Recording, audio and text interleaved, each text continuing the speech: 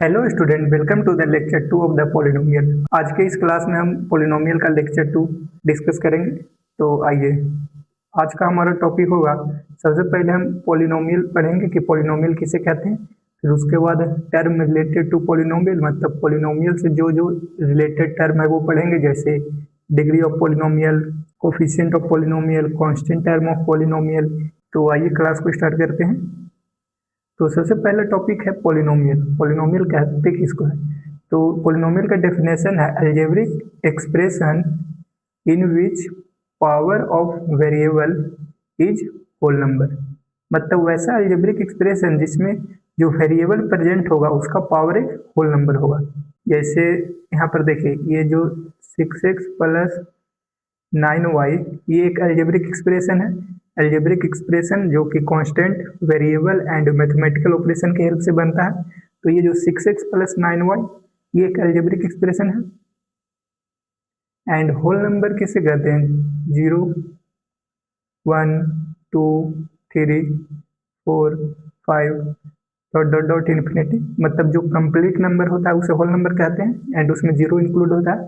तो ये जो 6x प्लस 9y है, यहाँ x एंड y दो वेरिएबल प्रेजेंट है, और यहाँ पर x का पावर 1 हो जाएगा, y का भी पावर 1 हो जाएगा। तो यहाँ पर वेरिएबल का पावर 1 है, 1 एक होल नंबर है। तो ये अलजेब्रिक एक्सप्रेशन एक पॉलिनोमियल होगा। जैसे और example, 9x square minus 66x plus 72।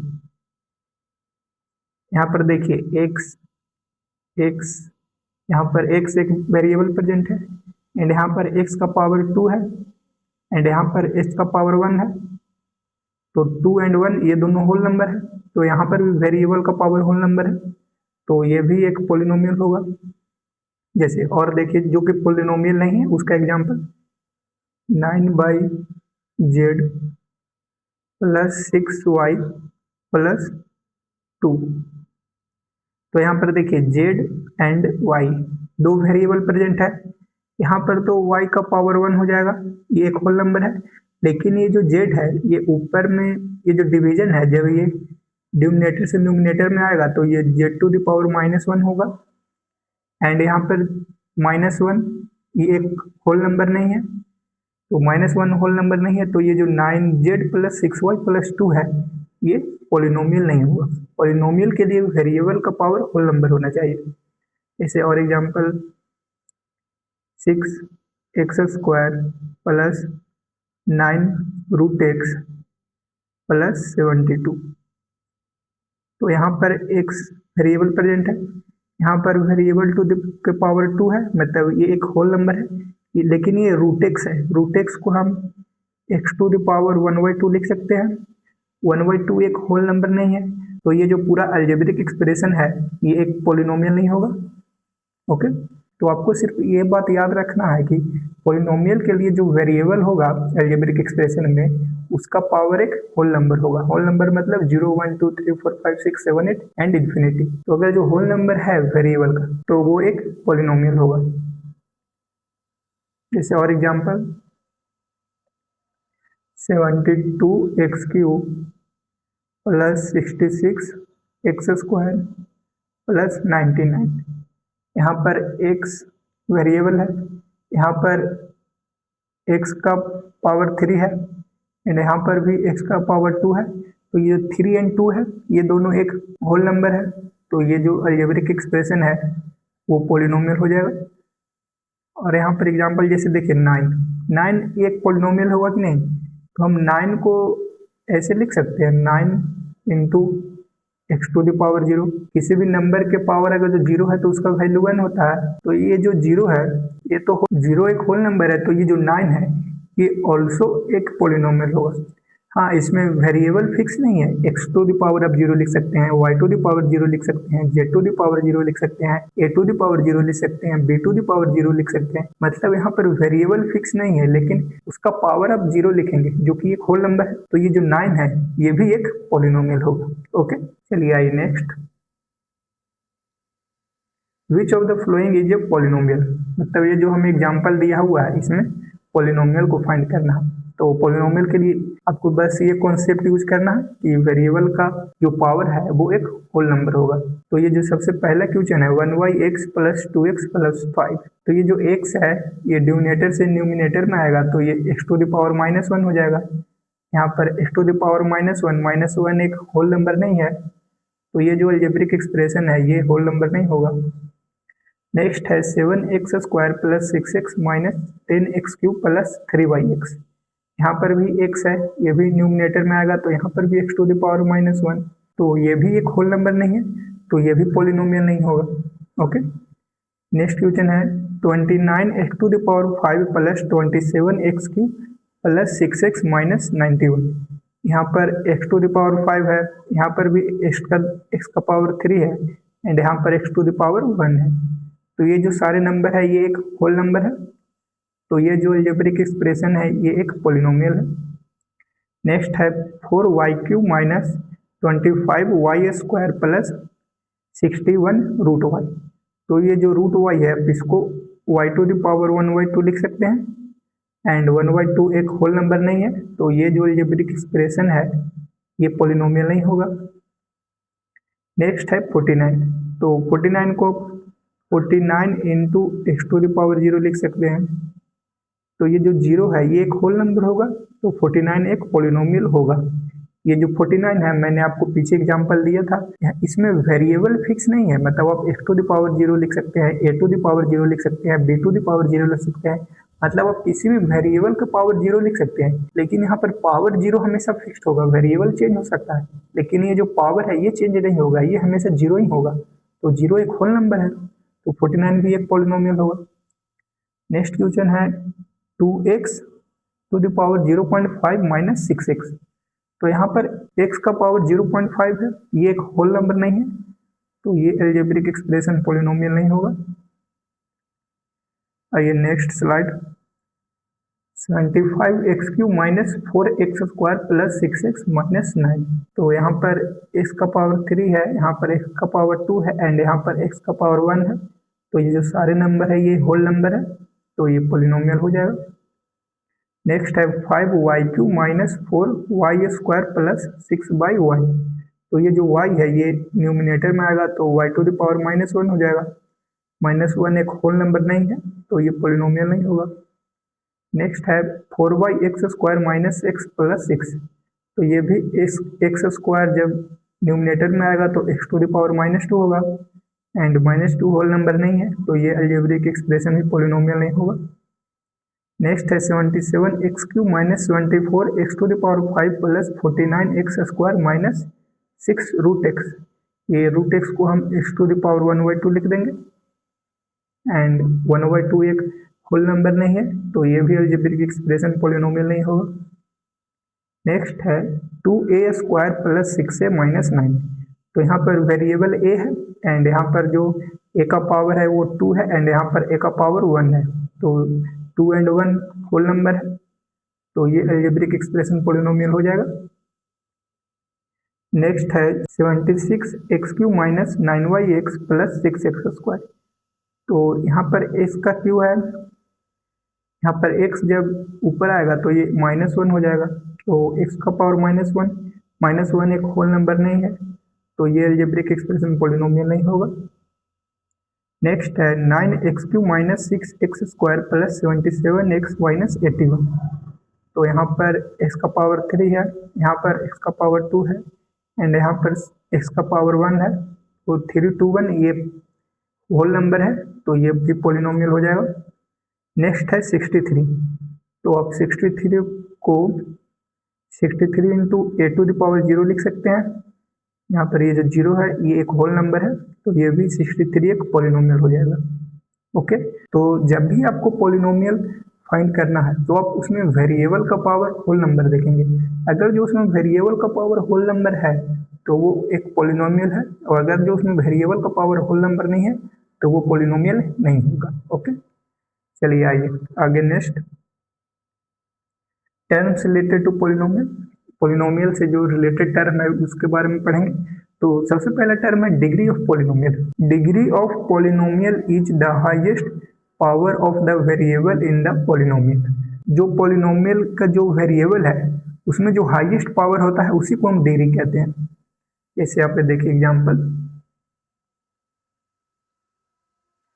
72x³ plus 93x+6। यहाँ पर x वेरिएबल है, इसमें इसका x का पावर 3 है एंड यहाँ पर x का पावर 1 है। तो 3 और 1 में सबसे ज़्यादा 3 है, तो ये जो पॉलिनोमियल है इसका डिग्री 3 हो जाएगा। ये 3 डिग्री पॉलिनोमियल है। और एग्जांपल जैसे देखिए 49 इसका power 4 plus 66x³ plus 72x² minus 93x। तो अब आप यहाँ पर देखिए ये इसका पावर 4 है, यहाँ पर x का पावर 3 है, यहाँ पर x का पावर 2 है, यहाँ पर x का पावर 1 है। तो ये जो वेरिएबल है इसका हाईएस्ट पावर 4 है, तो ये एक 4 डिग्री पॉलिनोमियल है। डिग्री के लिए आपको सिंपली जो वेरिएबल है उसका हाईएस्ट पावर जो होगा वही उस पॉलिनोमियल का डिग्री होगा। और एग्जांपल जैसे 429y³ प्लस 66y माइनस 72। तो ये जो अलजेब्रिक एक्सप्रेशन है इसमें y का पावर 3 है, इसमें y का पावर 1 है, तो इसमें हाईएस्ट 3 है, तो ये इसका पॉलिनोमियल का डिग्री 3 हो जाएगा। ओके, चलिए नेक्स्ट है term of a polynomial. Polynomial का टर्म किसे कहते हैं? तो इसका डेफिनेशन है term of a polynomial are the individual part of polynomial that are separated by plus और माइनस। मतलब जो इंडिविजुअल पार्ट होता है जो कि प्लस और माइनस से सेपरेट होता है, तो वो ईच पार्ट को हम टर्म कहते हैं। जैसे देखिए यहाँ पर एग्जांपल दिया हुआ है, एग्जांपल 72x³ प्लस 93x+6। तो ये जो 72x³ एंड 93x है, इन दोनों को ये प्लस सेपरेट कर रहा है। 93x एंड 6 को, इन दोनों को भी ये प्लस सेपरेट कर रहा है। तो सेपरेट करने के बाद जो ईच पार्ट होता है, यहाँ पर 72x³, यहाँ पर 93x एंड यहाँ पर 6, तो ये 3 टर्म है इसमें। तो इस पॉलिनोमियल में 3 टर्म प्रेजेंट होंगे। नेक्स्ट एग्जांपल था 49 इसका power 4 plus 66x³ plus 72x² minus 93x। तो इन दोनों को ये प्लस सेपरेट कर रहा है, सिर्फ प्लस और माइनस सेपरेट करेगा, इसमें मल्टीप्लिकेशन को नहीं हम इंक्लूड करेंगे। ओके, इन दोनों को भी ये प्लस सेपरेट कर रहा है, इन दोनों को ये माइनस सेपरेट कर रहा है। तो ये 1 part, second part, third part, fourth part. तो इस पॉलिनोमियल में 4 टर्म प्रेजेंट होंगे। नेक्स्ट एग्जांपल था 429y³ प्लस 66y माइनस 72। तो इन दोनों को भी ये प्लस सेपरेट कर रहा है और इन दोनों को ये माइनस। तो इसमें 1 2 3, इसमें भी 3 टर्म प्रेजेंट है। ओके, तो सिंपली आपको डिग्री के लिए जो वेरिएबल का जो हाईएस्ट पावर होगा वो उस पॉलिनोमियल का डिग्री होता है, एंड टर्म के लिए जो अलजेब्रिक एक्सप्रेशन होगा और जो प्लस एंड माइनस से सेपरेट होता है एंड जो ईच पार्ट होगा उसी को हम टर्म कहेंगे। आइए इस पर क्वेश्चन सॉल्व कर लेते हैं। Find the term of polynomial, मतलब यहाँ पर पॉलिनोमियल का डिग्री एंड टर्म फाइंड करना है। तो सबसे पहला है 3x² प्लस 5x माइनस 2। तो यहाँ पर x वेरिएबल है, इसका पावर 2 है एंड इसका पावर 1 है, तो हाईएस्ट 2 है, तो इस पॉलिनोमियल में का डिग्री 2 हो जाएगा। एंड इन दोनों को ये प्लस सेपरेट कर रहा है एंड इनको माइनस, तो ये 1 2 3, इसमें 3 टर्म प्रेजेंट होंगे। नेक्स्ट है x³ minus 2x² plus x plus 5। तो इसमें x का पावर 3 है, इसमें x का पावर 2 है एंड इसमें x का पावर 1 है, तो हाईएस्ट इसमें 3 है, तो इस पॉलिनोमियल का डिग्री 3 हो जाएगा। एंड इन दोनों को ये माइनस सेपरेट कर रहा है तो ये 1, इन दोनों को ये प्लस सेपरेट कर रहा है तो ये 2, एंड इन दोनों को भी ये प्लस सेपरेट कर रहा है 3 एंड 4, इसमें 4 टर्म प्रेजेंट है। नेक्स्ट है 6a⁵ minus a cube plus 2a minus 8। इसमें a का हाईएस्ट पावर 5 है, इसमें a का हाईएस्ट पावर 3 एंड इसमें 1, तो इसमें हाईएस्ट पावर 5 हो जाएगा तो इसका डिग्री 5 है। एंड टर्म के लिए इन दोनों को ये माइनस सेपरेट कर रहा है तो ये 1, इन दोनों को ये प्लस तो 2 एंड इन दोनों को माइनस 3 एंड 4, तो इसमें 4 टर्म प्रेजेंट है। नेक्स्ट है 2p², तो इसमें एक ही वेरिएबल प्रेजेंट है एंड उसका पावर 2 है तो इसका डिग्री 2 हो जाएगा, एंड इसमें सिर्फ एक ही टर्म प्रेजेंट है तो इसका भी टर्म 1 हो जाएगा। नेक्स्ट है m-4m² प्लस m³ तो यहाँ पर m का पावर 1 है, यहाँ पर m का पावर 2 है एंड यहाँ पर m का पावर 3 है, तो हाईएस्ट पावर 3 है तो इसका डिग्री 3 हो जाएगा, एंड इसमें एक टर्म, 2 टर्म एंड 3 टर्म, इसमें 3 टर्म प्रेजेंट है। नेक्स्ट है 5z³ minus 0z² minus 3z plus 7, तो ये 5z³, यहाँ पर z का हाईएस्ट पावर 3 है एंड ये 0z³, आप इसको निगलेक्ट कर दीजिए क्योंकि 0 से आप किसी भी नंबर में मल्टीप्लाई करेंगे तो वो 0 ही आएगा, आप इसको ना ही टर्म में काउंट करेंगे और ना ही डिग्री में, आप इसको निगलेक्ट कर दीजिएगा 0z² को। अब माइनस 3z प्लस 7 तो z³ एंड यहाँ पर 1 है तो 3 एंड 1 में हाईएस्ट 3 है तो इसका डिग्री 3 हो जाएगा, एंड इसमें टर्म 1 टर्म, 2 टर्म, 3 टर्म, इसमें 3 टर्म प्रेजेंट है। अब इसमें 0 को निगलेक्ट कर दीजिएगा, ओके। नेक्स्ट है -x² प्लस 4x माइनस 5, तो इसमें जो वेरिएबल है इसका पावर 2 है एंड इसका 1 है, तो 2 एंड 1 में 2 ग्रेटर है तो इसका डिग्री 2 हो जाएगा, एंड इसमें 1 2 3 टर्म प्रेजेंट है। नेक्स्ट है 10, तो अब 10 को 10 इंटू x⁴ लिख सकते हैं। अब 10 को किसी भी वेरिएबल के पावर 0 से मल्टीप्लाई कर सकते हैं, तो इसमें तो हमेशा ये फिक्स है कि इसका डिग्री 0 होगा, डिग्री 0 होगा, एंड इसमें 10 सिर्फ एक टर्म है तो इसमें टर्म 1 प्रेजेंट है, ओके। चलिए आगे नेक्स्ट है coefficient of polynomial and constant term of polynomial, मतलब पॉलिनोमियल का कोफिशिएंट एंड कांस्टेंट। तो कोफिशिएंट का डेफिनेशन है coefficient is just the number in front of a variable, मतलब जो वेरिएबल होता है उसके आगे जो नंबर लिखा होता है उसी को कोफिशिएंट कहते हैं। जैसे एग्जांपल में 42x² प्लस 6x माइनस 9, तो ये जो पॉलिनोमियल है इसमें अगर जो हम आपसे पूछे कि x² का कोफिशिएंट क्या है, तो ये जो x² के आगे ये 42 ये जो नंबर लिखा होता है इसी को हम कोफिशिएंट कहते हैं, तो इसमें x² का कोफिशिएंट 42 हो जाएगा, एंड इसमें x का कोफिशिएंट ये देखिए x है, तो इसमें जो ये आगे नंबर लिखा है ये 6, इसका x का कोफिशिएंट 6 हो जाएगा। और एग्जांपल जैसे देखिए 393 x² माइनस 6x प्लस 72, तो यहाँ पर x² के आगे ये 393 एक नंबर लिखा हुआ, तो यहाँ पर x² का कोफिशिएंट 393 हो जाएगा, एंड यहाँ पर x के आगे ये नंबर 6 लिखा हुआ है -6, तो x का कोफिशिएंट -6 हो जाएगा, तो x² को 393 एंड x का -6।